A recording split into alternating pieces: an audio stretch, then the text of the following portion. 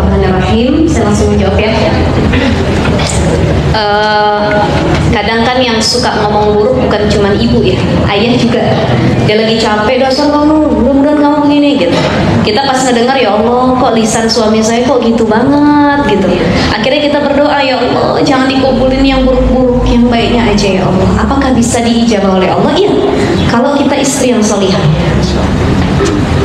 Kenapa perempuan tuh lebih mustajab tadi?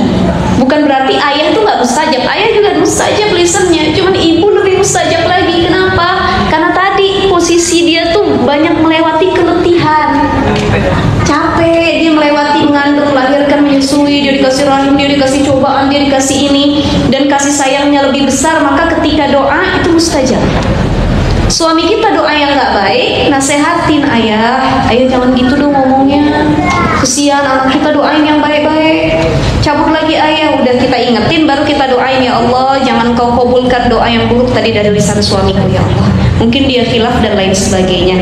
Kita husnudzon saja, mudah-mudahan dikabul oleh Allah SWT. Kembali lagi gitu ya, doa kita yang baik yang dikabul. Yang kedua adalah ketika kita sudah berusaha memilih pasangan yang baik, tapi ternyata setelah nikah nih yang nggak baiknya kelihatan. Ya kan kalau menikah begitu. Sebelum nikah tuh kelihatan yang baik-baik. Betul ya Bu ya? Kemana-mana kita ditraktir, makan di tempat yang mahal. Udah nikah mah udah di warteg aja katanya. Irit, belum beli gas, beli ini dan lain sebagainya gitu ya.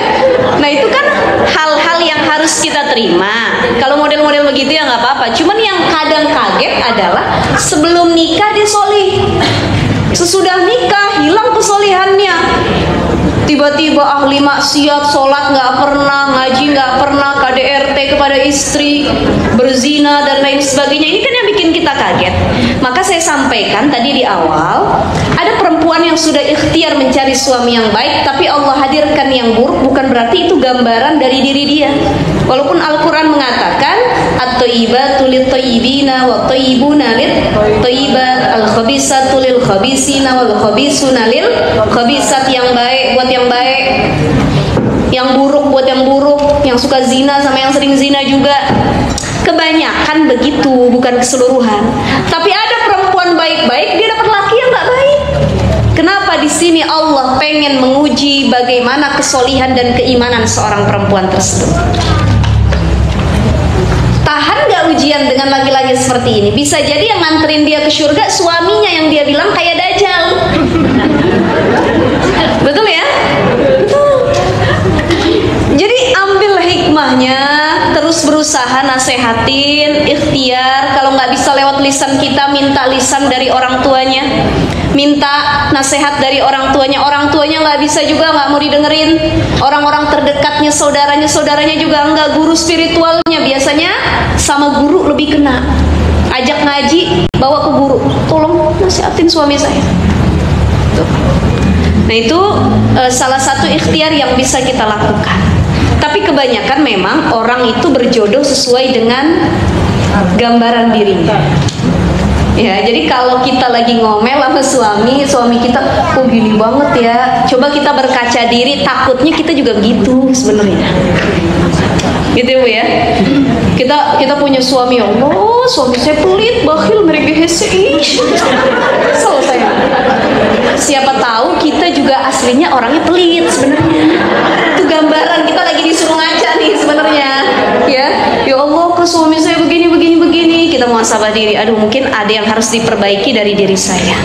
Ya, intinya mah begini Bu. Ada pernah satu kisah yang luar biasa. Itu saya baca waktu itu di kitab Dardir ya, tentang kitab Isra Mi'raj.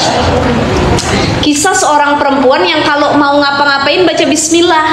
Dia perempuan soleh, suaminya tidak soleh, bahkan durhaka kepada Allah. Kata suaminya, so alim banget sih jadi istri, so soleha dan lain sebagainya. Adalah perkataan seperti itu. Istrinya bersabar, tetap menunjukkan akhlak yang baik. Satu ketika suaminya pengen ngerjain istrinya. Pengen tahu sih seberapa tinggi keimanan dia, sesoleha apa sih dia nih, kata suaminya. So alim dan lain sebagainya. Suaminya datang bawa duit, ditaruh dalam dompet. Wahai istriku, tolong simpan ini, nanti aku ambil lagi. Baik suamiku, kata istrinya. Dia masukin ke dalam laci dompetnya, dia baca bismillah. Bismillahirrahmanirrahim. Ditutup. Keesokan harinya diambil sama suaminya, dibuang ke dalam sumur yang dalam. Kata suaminya, gak ada lagi tuh yang bisa nolong kamu. Jangan sok alim deh jadi perempuan, jangan sok baik. Akhirnya setelah dia buang, dia samperin istrinya. Wah istriku, kemarin ada nggak dompet yang aku titipin dalamnya uang? Mana sini, aku pengen pakai. Oh ada, wahai suamiku, sudah aku jaga amanah itu sebaik mungkin. Dia buka lacinya dengan ucapan Bismillahirrahmanirrahim. Allah kembalikan, Allah utus malaikat untuk mengambil kembali dompet itu, ditaruh dalam lacinya. Karena segitu yakinnya dia dengan kalimat Bismillah. Ibu-ibu jangan lupa mengawali apapun dengan Bismillah. Tapi kalau mau gibahin orang jangan Bismillah. Lagi ketemu sama teman baru datang ya, Bismillahirrahmanirrahim. Enggak katanya. Itu nggak masuk gitu. Ya, jadi mau gibah, mau maksiat jangan Bismillah. Bismillah itu kalau mau melakukan kebaikan, baca Bismillah. Bismillahirrahmanirrahim. Kita yakin dengan kalimatullah, itulah Allah nolong kita. Akhirnya gara-gara keyakinannya kepada kalimat Bismillah dan kepada Allah Subhanahu Wa Taala, di situ suaminya dapat hidayah untuk berhijrah, bertobat. Karena apa? Karena istri yang menunjukkan kesolehan. Makanya tugas kita cuma apa? Bersabar, tunjukin bagaimana kita bisa menjadi istri soleha. Insya Allah itu jalan hidayah buat suami kita. Gitu ya.